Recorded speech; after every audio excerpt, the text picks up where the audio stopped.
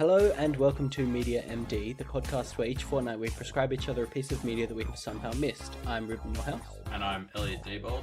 And this week is our first piece of off-week content. So in our annual checkup episode, we talked about how we were going to be releasing every week, with our main series episodes every fortnight, and off-week content to fill in the gaps. So we have a couple of different formats for these episodes planned, and this one is a format called You May Also Enjoy, abbreviated as YMAE, I think, in the episode title. So what is it? YAME? Is that YAME? No, You May Also Enjoy. YMAE. You may. Which kind of sounds like you may. You may also enjoy. Yeah, perfect. We'll cut that. Okay, so the reason for this is sometimes we do recommendations, or sometimes we have done recommendations at the end of our episodes for pieces of content that are similar to what we talk about, but we feel like they don't really stand out on their own for an entire fortnight of watching. Or even something that we've talked about in the past, and then we have a similar piece of content, but it's too similar to something else, so we feel like we wouldn't have anything super unique to say about it for a fortnight. So that's what these episodes are for. These episodes are for things that you might also enjoy, or you may also enjoy. This week's episode is about a TV show called Spectacular Spider-Man, which I feel I can't bring as a full piece of fortnightly media recommendation to you, Elliot, and to you, audience, because it's quite similar to Young Justice, which we talked about, last year on the show. So yeah, in the kind of vein of Young Justice, it's an animated show, an animated superhero show that is quite targeted towards younger viewers in a way, or towards that kind of young adult demographic, I guess, is the most accurate. Except whereas that one was the Young Justice League, this is Spider-Man. And that's another reason I want to talk about it, is because it kind of ties into Spider-Man Homecoming, which is just released in cinemas. So what makes this Spider-Man spectacular as opposed to amazing? Well, I don't know that one adjective necessarily applies more than any others. But I think it's definitely my favorite Spider-Man content that I've ever seen, and I think I would include Homecoming in that.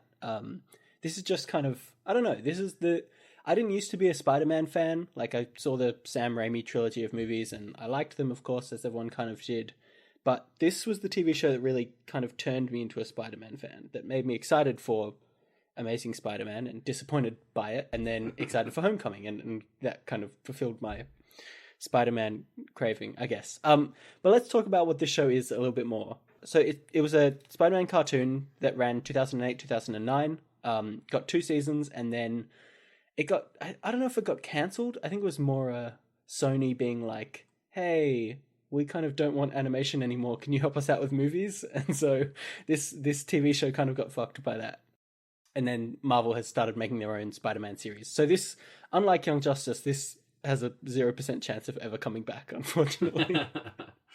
But yeah, it's a really good animated show. It's got a lot of kind of pedigree behind it. It's got a bunch of really good voice actors. The voice actor for Spider-Man, I think, is still the best Spider-Man voice that has ever existed. He actually there were these. Do you remember Spider-Man memes, Elliot? From the really old cartoon. Yeah. So yeah, for those of you who don't know, Spider-Man memes were this thing that took off a while ago. Wait, is it not still going? I still. I mean, it's not in its heyday anymore. They're still hilarious, of course. But old image posts from this really old campy Spider-Man show that was basically pretty ridiculous. Well, it had really bad animations, so a lot of the still clips, people are in ridiculous poses and stuff because the animation was really poor. So it makes it look even more stupid than the stupid situation they're in already would justify. Yeah, and so probably the most recognizable one is the picture of Spider-Man sitting behind a desk with the pictures of Spider-Man on the wall around him. And he's everyone out there is fighting crime and I'm just in here being Spider-Man or whatever. I don't know. But that's the most famous one, right? And so these were pretty big a while ago. And Josh Keaton, who is the voice of Spectacular Spider-Man, went through and voiced a bunch of them and just released these videos of him voicing these Spider-Man memes. And that's not really related to Spectacular Spider-Man. It's just hilarious. So I reckon anyone who wants to should check out Josh Keaton Reed's Spectacular Spider-Man memes. They're top shit. They're great. Anyway, let's get back to Spectacular Spider-Man. So it's got Josh Keaton as the Spider-Man voice, and he's great. It's got a bunch of voice actors who you might recognize, like John DiMaggio, who is the voice of like Bender and Jake the dog. Who he voices two of the main characters in this, Sandman and a guy called Hammerhead. There's Steve Bloom, who's from a bunch of shows. He was in Avatar, and he did Cowboy Bebop. He's in here. There's a bunch of like big voice talent in here, and it's a good show. It's got the kind of pedigree, and it's got the writing, and it's got all this stuff to kind of back it up. Also, so I was just going to ask, I think one of the big things I liked about Young Justice up until they overdid it in season 2 was the sort of ensemble cast, I guess is the best word for it. Does it but I imagine this would just be about Peter and his mates, like. Yeah, basically. I mean, it's not. I wouldn't call it an ensemble cast by any means, but there are definitely. I mean, the kind of core group of characters is Peter and all of his high school friends. Yeah. You know, like Gwen Stacy, MJ's in there, Harry Osborn. You know, all the hits. But you said like Sandman is basically a main character. Like, is he just a villain who's in it really frequently? Yeah, basically. I mean, there are definitely villains that are quite frequent. Like Sandman is one of them, as well as a guy called Hammerhead, who's like the henchman to the main villain throughout the series, who is basically... I mean, I'm pretty sure he appears in every episode, or at least every second episode. So, while obviously the show is about Parker/Spidey, it doesn't... I wouldn't call these guys like background characters. They're auxiliary characters who do have their own kind of plot lines and stories weaving throughout that are completely disjointed from Peter/Spidey at times. Okay. And I assume it has cameos from other Marvel franchises? No, it doesn't. It doesn't have really? any... It doesn't have like Iron Man or anything like coming in. No, not at all. I mean, there are villains that you might recognize from other pieces of media, but they're all at least traditionally Spider-Man villains. So, because I mean, he's in New York, and there's a bunch of other Marvel guys traditionally based in New York, like that I know of from Netflix. Yeah. But this show was produced by Sony, so it's not. Yeah. It doesn't have like Sony had the animation rights when they made this show, and then this was the show that just preceded them giving the animation rights back to Marvel, the way I understand it. So this has it doesn't even have the X-Men, which is crazy because I assume Sony had the rights for them at the time. But no, it's just Spidey and his kind of posse, which is great. This show, actually, I was just rewatching it recently, half in preparation of this and half just because I kind of rewatch it every so often. And it has some of the best portrayals of these characters that I've seen ever, basically. So like Dr. Octopus, you probably know because he was the main villain in the second Spider-Man movie, right? And in that movie, he's like a cool character, but he's not very threatening in any particular way. Whereas in this, he's very, very terrifying. Like, I was surprised at how genuinely terrifying Dr. Octopus is in this TV show. Or characters like Venom, who you kind of know just from the onslaught of Spider-Man media that has existed forever.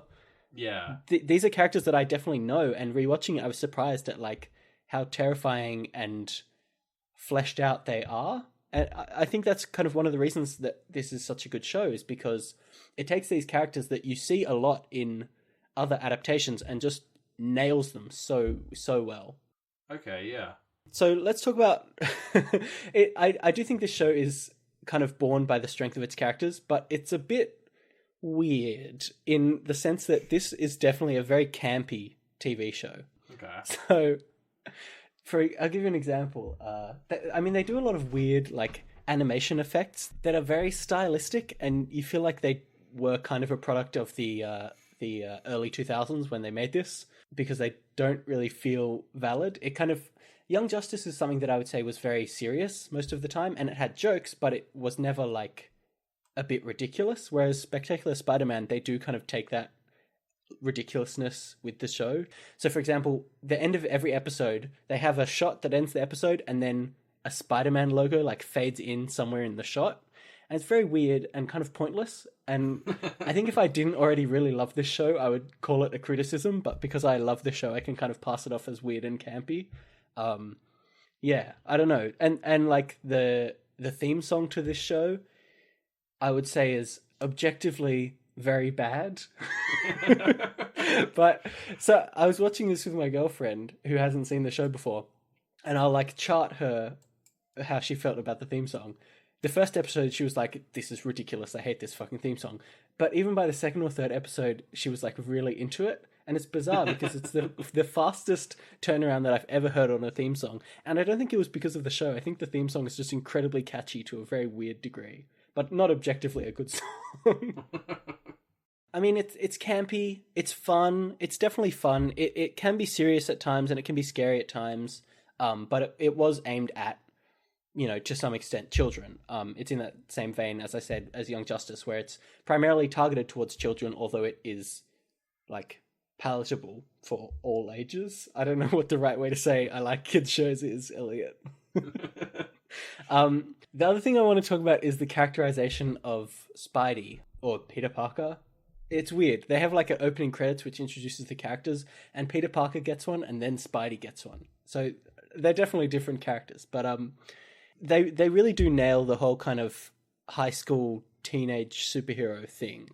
I mean, there's a lot of jokes, there's a lot of like traditional Spider-Man quips that you expect to see in a fight in Spider-Man TV shows.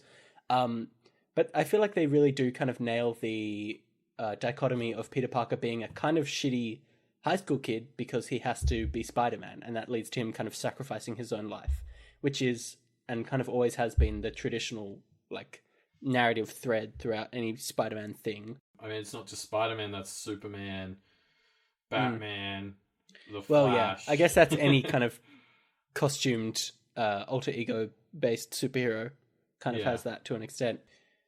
Yeah, I don't know. I think the reason I like this show so much is that it just does a lot of stuff really right. Like, a lot of stuff which is done quite well in other places is just done right here. Yeah, I think that's the main reason why I like it.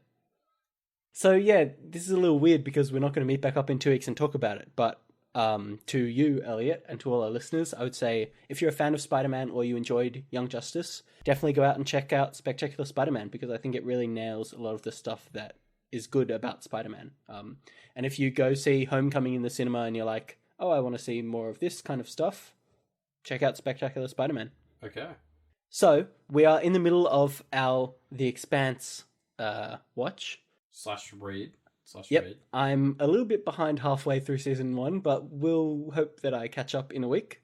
So if you guys are watching it or reading it and want to put your thoughts somewhere to communicate them with us, you can do that on our subreddit, which is reddit.com/r/mediamd.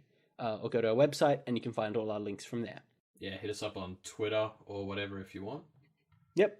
It's up to you. And we will see you in a week to talk about what I thought of The Expanse. Spoiler alert, it's in space.